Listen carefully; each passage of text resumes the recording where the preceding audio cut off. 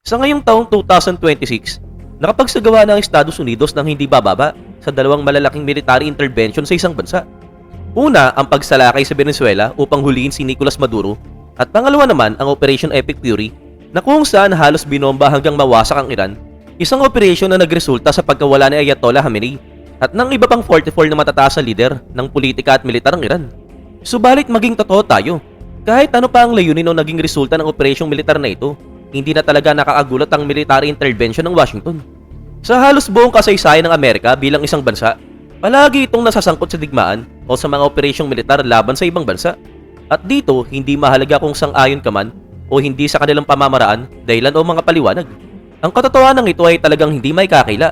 Sa katunayan, isa na itong paulit-ulit na tema sa kasaysayan ng Amerika. Mula nang makamit nito ang kalayaan noong 1776, lumipas na ang humigit kumulang 250 years at sa loob ng panahong yun, tinatayang mga 225 years ay may kinalaman na ang Estados Unidos sa iba't ibang uri ng armadong tunggalian. At dito papasok ang isang malaking tanong. Bakit nga ba tila palaging nasa digmaan ng Estados Unidos? Madaling itanaw ang tanong na yan, pero ang sagot talagang hindi ganoong kasimple. At yun mismo ang susubukan nating sagutin ngayon sa video. At sasabihin ko na agad, hindi ito simpleng usapin ng self-defense o paggawa ng mabuti para sa sangkatauhan. Pero hindi rin ito kasing simple ng pagsasabing dahil lamang sa langis o ibang likas na yaman. Ang video na ito ay hindi tungkol sa kung mabuti o masama ang Estados Unidos dahil napaka-subjective ng ganitong usapin. Ang layunin natin ay unawain kung bakit halos palagi itong nasasangkot sa mga digmaan at tunggalian. Kaya hinihiling ko sa inyo, buksan ang inyong isip at subukang maging objective upang mas maunawaan ang mga bagay na inyong maririnig.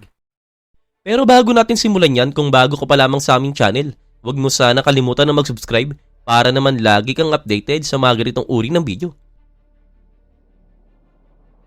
Kung gusto nating maintindihan kung bakit tila palaging nasa digmaan ng Estados Unidos, kailangan nating balikan ang pinakasimula. Sa totoo lang, isinilang mismo ang Estados Unidos mula sa isang digmaan. Ang American Revolutionary War, ang hindi lamang nagbibigay daan sa pagkakatatag ng bansa, nag-iwan din ito ng malalim na marka sa kanilang pagkakakilanlan. Ipinakita ng digmaang yun na ang organisadong karahasan at armadong pakikibaka ay maaaring maging daan sa pagbuo ng isang estado. At kung tutusin, hindi lang naman ito ang nangyari sa Amerika. Ganito rin ang nangyari sa napakaraming bansa sa mundo, kabilang ang maraming bansa sa Latin America. Pero may isang malaking kaibahan.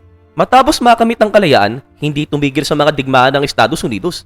Sa loob ng halos isang siglo pagkatapos ng kanilang independence, patuloy pa rin silang nasangkot sa iba't ibang armadong tunggalian. Noong ika-19 na siglo, patuloy na lumawak ang teritoryo ng bansa patungo sa kanluran. Subalit ng paglawak na ito ay hindi laging mapayapa. Sinundan ito ng sunod-sunod ng mga labanan, kabilang na ang mga digmaan laban sa mga katutubong Native American na kilala sa kasaysayan bilang Indian Wars, pati na rin ang mga territorial dispute. Sa huli, humantong ito sa Mexican-American War, isang digmaan na halos nagdoble sa laki ng teritoryo ng Estados Unidos. At muli, nangyari ang lahat ng ito sa pamamagitan ng military force. Ipinapakita lamang nito na ang digmaan ay hindi laging paraan para bumuo ng isang bansa, kundi maaari rin itong maging paraan para palawakin at palakasin ito. Gayunpaman, ang pinakamalaking digmaan sa panahong yon ay ang American Civil War. At ang labanan na ito ay kumitilang humigit kumulang 600,000 buhay. Subalit higit pa sa bilang ng mga nakitil, binago ng digmaan na ito ang mismong anyo ng Estados Unidos. Pinatatag nito ang pagkakaisa ng bansa, pinalakas ang federal government, binago ang modelo ng ekonomiya, at higit sa lahat, pinagtibay ang ideya na ang pambansang pagkakaisa ay maaaring ipagtanggol sa pamamagitan ng puwersa. Dahil dito, masabi ng ilan na ang digmaan ay naging bahagi na ng likas na karakter ng Estados Unidos. Sa loob ng unang 100 taon ng kasaysayan nito, ang digmaan ang humubog sa mga hangganan ng bansa, sa uri ng pamahalaan nito, at maging sa cultural identity ng mga Amerikano. Kung tutusin, hindi maiiwalay ang digmaan sa kasaysayan ng Amerika, gusto man natin o hindi, iyon ang reality. Mayroon ding isa pang mahalagang punto na dapat maintindihan. Para sa Estados Unidos, ang military intervention ay naging bahagi mismo ng kanilang opisyal na polisiya. Maaga pa lang ng kasaysayan nito, naunawaan na ng Washington na ang kapangyarihang militar ang pundasyon ng tunay na kapangyarihan ng isang bansa. Hindi sapat na kontrolado lamang nila ang sarili nilang teritoryo, kailangan din nilang magkaroon ng impluwensya sa mga nangyayari sa labas ng kanilang mga hangganan. Noong 1823, sa panahon ni Pangulong James Monroe, ipinakilala ang isang patakaran na kalaunan ay makikilala bilang Monroe Doctrine. Ayon mismo sa doctrine na ito, ang anumang pagtatangka ng mga European country na makialam o muling i-colonize ang mga teritoryo ng kontinenteng Amerika ay ituturing na direktang banta sa security at interes ng Estados Unidos. Sa opisyal na paliwanag, ipinakita ang doktrinang ito bilang paraan upang protektahan ng mga bagong bansa sa Amerika laban sa muling panghihimasok ng Europa. Subalit sa actual practice, may mas malalim pa itong kahulugan. Ipinahayag nito na ang Western Hemisphere ay nasa loob ng impluwensya ng Washington. Sa madaling salita, hindi lang ito ang simpleng panangga laban sa Europa. Ito rin ang naging simula ng ambisyon ng Estados Unidos na maging pangunahing kapangyarihan sa buong kontinente at ang maging pangunahing tagapagdesisyon sa mga usaping politikal at strategic sa rehiyon. Pagkalipas ng ilang dekada, lalo pang pinalawak ang ideya na ito sa pamamagitan ng tinatawag na Roosevelt Corollary na itinulak mismo ni Roosevelt. Ang prinsipyo nito ay simple. Kapag may instability sa Latin America, maaaring makialam ang Estados Unidos. Ganun kasimple at kung pakikinggan ngayon, parang pamilyar, tama? Marahil dahil sa ilalim ng doktrinang ito, mahigit isang siglo nang nakikialam ang Estados Unidos sa mga bansa sa Latin America, kadalasan gamit ang iba't ibang paraan, kabilang na ang operasyon ng CIA. Kung tutusin, kahit ang pagdakip kay Nicolas Maduro noong January 2026 ay madaling maiugnay sa saklaw ng ganitong uri ng doktrina. Bagamat sa modern na konteksto, ito ay kadalasang iniugnay sa tinatawag na Monroe Doctrine, isang modern interpretation ni Donald Trump sa Monroe Doctrine. Sa interpretation na ito, may aktibong papel ang Estados Unidos, hindi lamang sa pagtigil sa impluwensya ng ibang bansa, kundi pati na rin sa direktang pakikialam sa sarili nitong hemisphere kung sa tingin nito ay kinakailangan upang ipagtanggol ang pambansang security at strategic influence. At yun mismo ang nakita natin sa Southern Caribbean, isang series ng military na nauwi sa pagkakahuli kay Nicolas Maduro sa Caracas, Venezuela. Maaaring ikatuwa ito ng ilan, maaaring hindi naman sumang-ayon ng iba, pero kahit anong pa ang opinyon ng bawat isa, yan ang nangyari at yun ang katotohanan. At ang mahalagang punto dito ay ito. Dahil sa mga doctrine na ito, unti-unting naging parang international na pulis ang Estados Unidos na siyang nagdedesisyon kung kailan kailangan ng isang bansa ang tulong mula sa labas kahit hindi naman ito hiningi. At kadalasan ang tulong na yun ay dumarating sa anyo ng invasion, pambobomba, at iba't ibang uri ng military intervention. Sa buong ika-20 siglo at maging ika-21 siglo, patuloy na nare-reinterpret ang bawat administrasyon ng Estados Unidos ang ideyang ito ayon sa mga bagong banta ng panahon. Noong una laban sa Europa, pagkatapos naman laban sa komunismo, at ngayon naman laban sa impluwensya ng China, drug trafficking, at mga strategic resources. Ang military intervention sa mga dayuhang digmaan o krisis upang ipagtanggol ang sariling interes ay matagal ng bahagi ng political DNA ng Estados Unidos. At hindi lamang ito nangyari sa panahon ni Donald Trump. Sa katunayan, halos 2 siglo na itong ginagawa ng bawat administrasyon ng Amerika. At dito tayo dadako sa susunod na punto, ang digmaan ng gumagawa ng mga superpower. Sa ngayon, nakita na natin na ang Estados Unidos ay sinilang mula sa digmaan, lumaki sa pamamagitan ng digmaan, at naging isang makapangyarihang bansa sa kontinente dahil din sa digmaan. Subalit ang mas mahalaga, ang digmaan din ang nagbago rito upang maging isang global superpower. Kung babalikan natin ang kasaysayan, ang isa sa mga unang digmaang sinalihan ng Estados Unidos sa labas ng sarili nitong kontinente ay ang Philippine-American War. At ito ay naganap mula 1899 hanggang 1902. Sumiklab ang digmaang ito matapos magkaroon ng sagupaan sa pagitan ng mga sundalong Amerikano at ng mga puwersang Pilipino malapit sa Maynila. Nangyari ito ilang buwan matapos ipasa ng Espanya ang kontrol sa Pilipinas sa Estados Unidos pagkatapos ng Spanish-American War noong 1898. Ang mga Pilipino sa pamumuno ni Emilio Aguinaldo ay matagal nang nakikipaglaban para sa kalayaan mula sa Espanya. Umaasa sila na ang pagkatalo ng Imperyong Espanyol ay magbubukas ng daan para sa tunay na kalayaan at pagkakaroon ng sariling estado. Subalit may ibang plano ang Washington. Ang layunin nito ay gawing teritoryo sa ilalim ng strategic influence ng Amerika ang Kapuluan, isang mahalagang hakbang upang palawakin ang presensya nito sa Asia. Dito pa lang, makikita na natin kung paano ginagamit ng Estados Unidos ang kapangyarihang militar upang palawakin ang impluwensya nito sa buong mundo. Gayunpaman, ang tunay na malaking hakbang patungo sa pagiging superpower ay dumating sa unang digmaang pandaigdig. Ito ang kauna-unahang malaking digmaan sa Europa na sinalihan ng Estados Unidos. Habang dumaranas ang matinding pinsala ang Europa sa mga trench ng digmaan, ang Washington naman ay nakikipagkalakalan, nagpapautang ng pera, at nagsusupply ng armas at kagamitan. At nang tuluyan ng pumasok ang Estados Unidos sa digmaan, ginawa nila ito sa pinakahuling yugto sa panahong malaki na ang possibility na magbago ang takbo ng laban. Dahil dito nakamit nila ang tagumpay kasama ang Allied Forces, subalit hindi nila naranasan ang parehong antas ng pagkawasak na dinanas ng mga European countries. Ang Europa ay naiwan sa baon sa utang, wasak ang mga lungsod at mahina ang ekonomiya. Samantala ang Estados Unidos ay lumabas sa digmaan na mas malakas sa ekonomiya at industriya. Ang digmaan ay nagsilbing bilang laboratory para sa pagpapalakas at modernization ng kanilang sandatahang lakas. Subalit ang tunay na paglukso ng kapangyarihan ng Amerika ay dumating sa ikalawang digmaang pandaigdig. Muli, huli na pumasok ang Estados Unidos sa digmaan at bukod sa pag-atake sa Pearl Harbor at ilang iba pang insidente, halos wala nang malalaking labanan ang naganap sa mismong lupa ng Amerika. Walang duda na ang mga puwersa ng Estados Unidos ay may mahalagang papel sa pagkatalo ng Axis power. Subalit sa narrative na madalas marinig sa loob ng Amerika, parang ipinapakita na sila lamang halos ang nanalo sa digmaan. Ang ganitong pananaw ay madalas binabawasan ang napakalaking sakripisyo ng Soviet Union, pati na rin ang mahalagang contribution ng iba pang European countries at ang iba't ibang resistance movement na lumaban laban sa Nazi Germany at sa Imperial Japan sa Pacific. Matapos ang digmaan, ang Europa at malaking bahagi ng Asia ay talagang naiwang wasak. Subalit ang Estados Unidos ay muling lumabas na mas malakas kaysa dati. Ang kanilang industriya ay tumatakbo sa antas na hindi pa kailanman na nakita noon, gumagawa ng napakaraming armas, sasakyan, barko at eroplano. Sa panahong yun, ang Amerika ay naging arsenal ng buong mundo. At nang matapos ang digmaan, hindi lamang ito ang may pinakamalakas na ekonomiya sa planeta. Mayroon ding itong pinakamakapangyarihang militar, ang atomic bomb, at isang malawak na network ng impluensya sa buong mundo. Sa puntong yon, malinaw na ang Estados Unidos ay isang tunay na superpower. Sa totoo lang, ang bawat digmaan ay isang political gamble, pero isa rin itong malaking opportunity sa negosyo at kapangyarihan. At dito kailangan nating sirain ang isang napakahalagang alamat.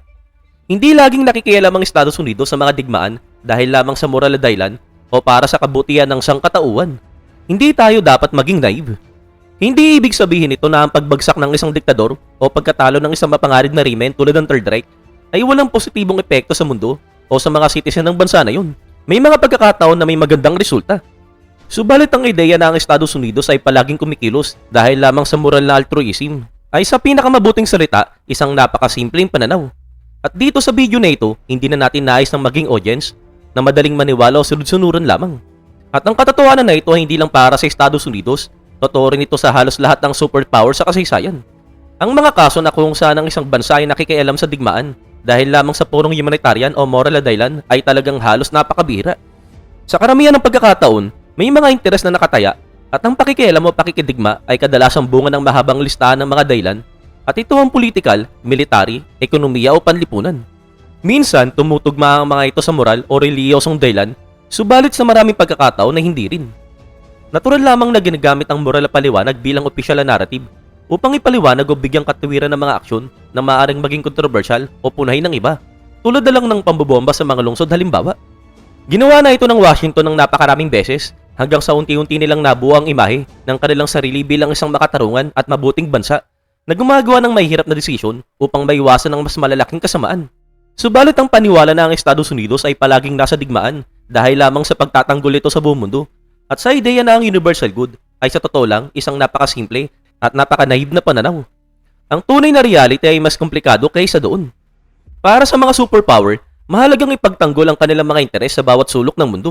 Pagkatapos ng World War II at lalo na sa panahon ng Cold War, ang Estados Unidos ay naging isa sa dalawang pangunahing kapangyarihan sa mundo kasama na ang Soviet Union. At sa panahon na yun, parang nahati sa dalawang mundo. May dalawang magkakaibang political, economical, at military bloc at halos bawat regional conflict ay naging isang pyesa sa pandaigdigang chessboard ng kapangyarihan. Kabilang na dito ang mga digmaan tulad ng Korean War at Vietnam War at ito ay isa pang hindi may kakailang reality. Ang mga superpower tulad ng Estados Unidos ay may mga interes sa buong planeta. Kapag mayroon kang mga negosyo, alyansa at mga base militar sa iba't ibang bahagi ng mundo, natural lamang na may kasamang malaking responsibility ito. At bilang isang superpower, nararamdaman ng Estados Unidos ang obligasyon nitong ipagtanggol ang mga interes at posisyon nito sa iba't ibang rehiyon ng mundo. Maaaring pakinggan ito ng ilan bilang palusot, subalit sa malaking bahagi, ganito talaga gumagana ang lohika ng geopolitics. Hindi lamang noong Cold War, kundi maging hanggang sa ngayon. Kung magpasya ang Washington na huwag makialam sa isang particular na conflict o strategic region, may possibility na punan ng ibang kapangyarihan ng puwang na yun. Noong nakaraan, ang gumagawa nito ay ang Soviet Union. Ngayon naman, maaaring gawin ito ng Russia o China na patuloy na naghahanap ng paraan upang palawakin ang kanilang impluensya sa pandaigdigang entablado. Kaya naman huwag nating isipin na wala ring sariling interes ang Russia o China.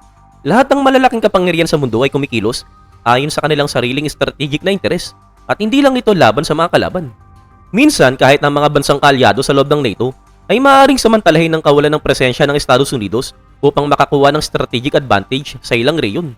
Kaya ang simpleng paliwanag na nakikialam lang ang Estados Unidos sa digmaan sa Southeast Asia, Africa o Middle East dahil sa langis ay sobrang pinasimple ang usapin.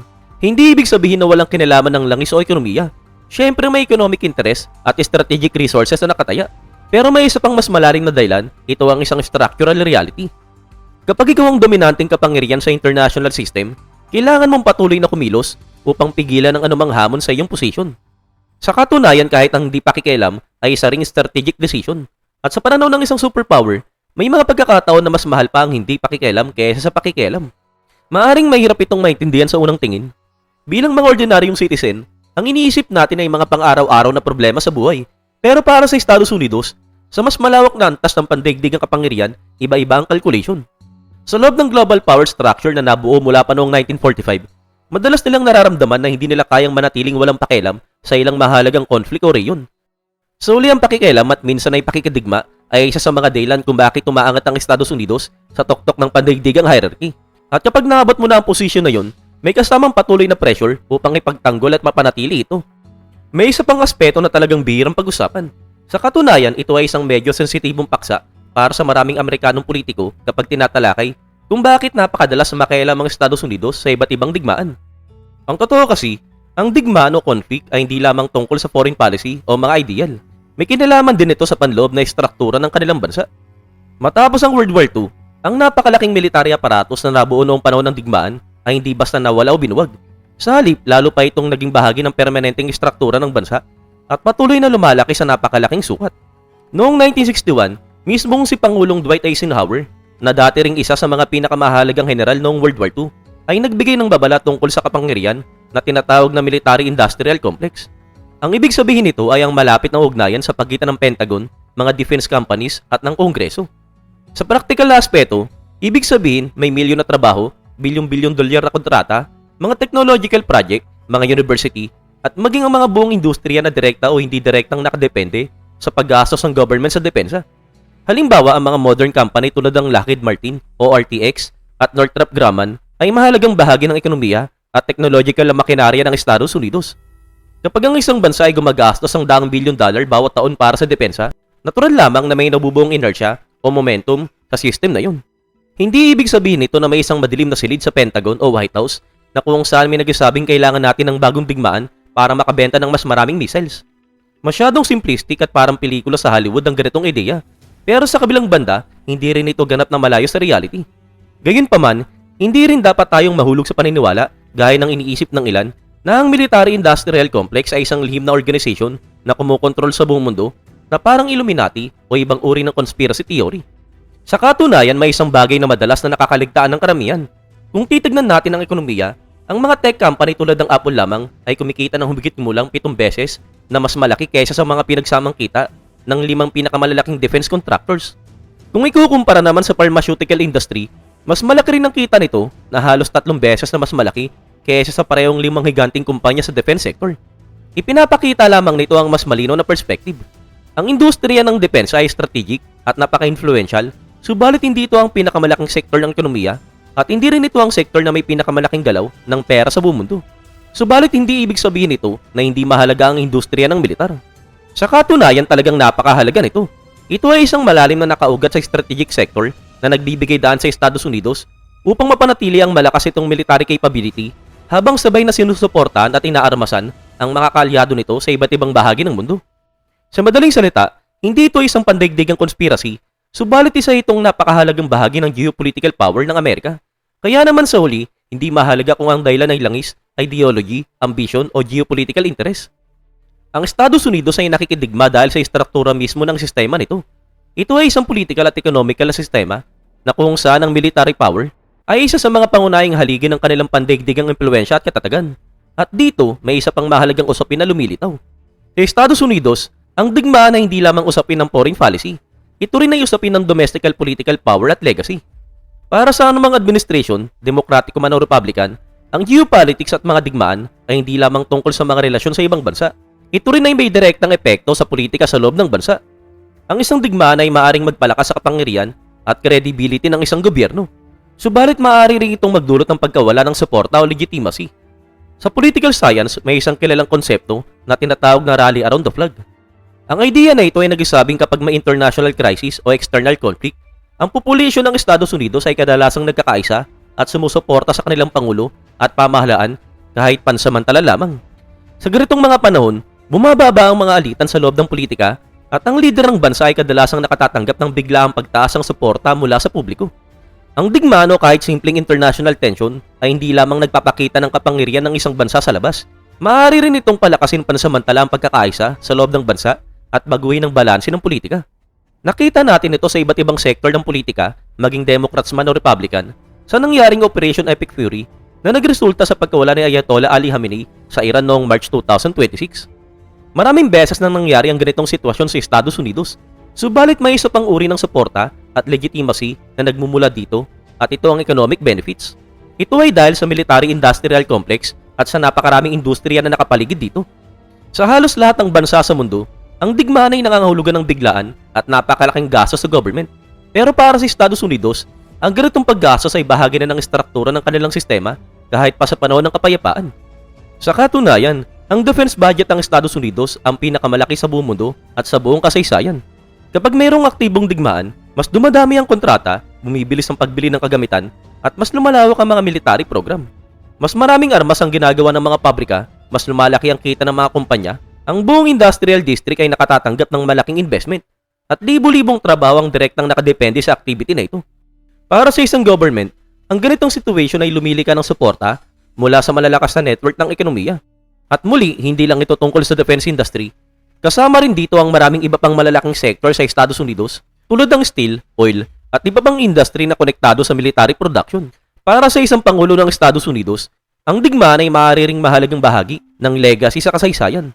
Sa malalaking kapangyarihan, kadalasan ay mga foreign policy ang pinakakilala ng mga tao tungkol sa isang presidente. Halimbawa si Roosevelt ay halos palaging iniugnay sa ikalawang digmaang pandaigdig. Si Richard Nixon naman ay inaalala dahil sa Vietnam War at sa kabiguan ng militar doon. Si Bush naman ay kilala dahil sa tugon sa 9/11 at sa mga digmaan sa Iraq at Afghanistan. Si Barack Obama naman ay madalas iugnay sa paggamit ng drone at sa pagpapatuloy ng mga digmaan sa Iraq at Afghanistan. Si Biden naman ay madalas maugnay sa kanyang papel sa digmaan sa Ukraine. At si Donald Trump naman ay konektado sa maraming conflict at kontrobersya sa pandaigdigang politika. Sa katunayan, si Trump ay isang perpektong halimbawa nito. Marami sa mga ginagawa niya ngayon ay tila nakatuon sa pagbuo ng kanyang sariling legacy. Ang may pakilala na siya ay isang malakas na leader na nakamit ng malaking layunin sa militar at geopolitics. Hindi lamang upang makakuha ng mga parangal tulad ng Nobel Peace Prize, kundi para maalala sa kasaysayan bilang isang leader na nagtagumpay sa mahalagang laban. Subalit bago tayo magtapos, may isa pang mahalagang dahilan na madalas nakakalimutan o minamaliit. Mayroong isang mahalagang katotohanan. Ang karaniwang citizen ng Estados Unidos ay hindi direktang nakaranas ng digmaan. Napag-usapan na natin na sa halos buong kasaysayan ng Amerika ay may digmaan itong sinalihan. Subalit ang totoo, halos lahat ng digmaang yon ay hindi naganap sa mismong teritoryo ng Estados Unidos, lalo na sa modern na panahon. Oo, may ilang malungkot na exception na kung saan umabot ang trahedya ng digmaan sa lupain ng Amerika. Halimbawa ang pag-atake sa Pearl Harbor at ang pag-atake noong September 11, 2001, mayroong ding mga pag-atake at iba pang karasang nagaganap sa loob ng bansa. Subalit kung ihambing sa malalaking digmaan sa kasaysayan, ang mga ito ay ilang exception lamang. At kahit ganun, makikita natin kung gaano kalaki ang epekto ng mga pangyayaring yon sa lipunang Amerikano. Hanggang sa ngayon nananatili silang malakas sa simbolo sa pambansang alaala ng Amerika. Samantala, napakalaking bahagi ng mga digmaan ng Estados Unidos ay naganap sa napakalayang lugar.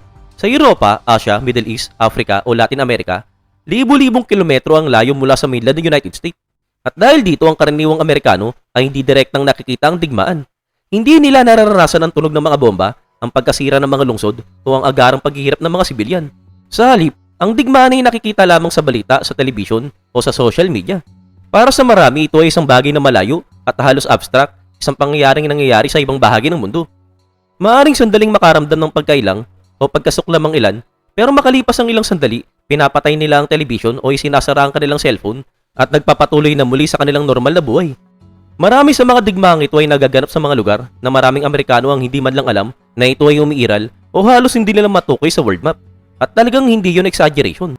May mga survey na nagpapakita na maraming Amerikano ang hindi alam ang mga bansang kinaroroonan ng mga sundalo o military bases ng kanilang sariling bansa.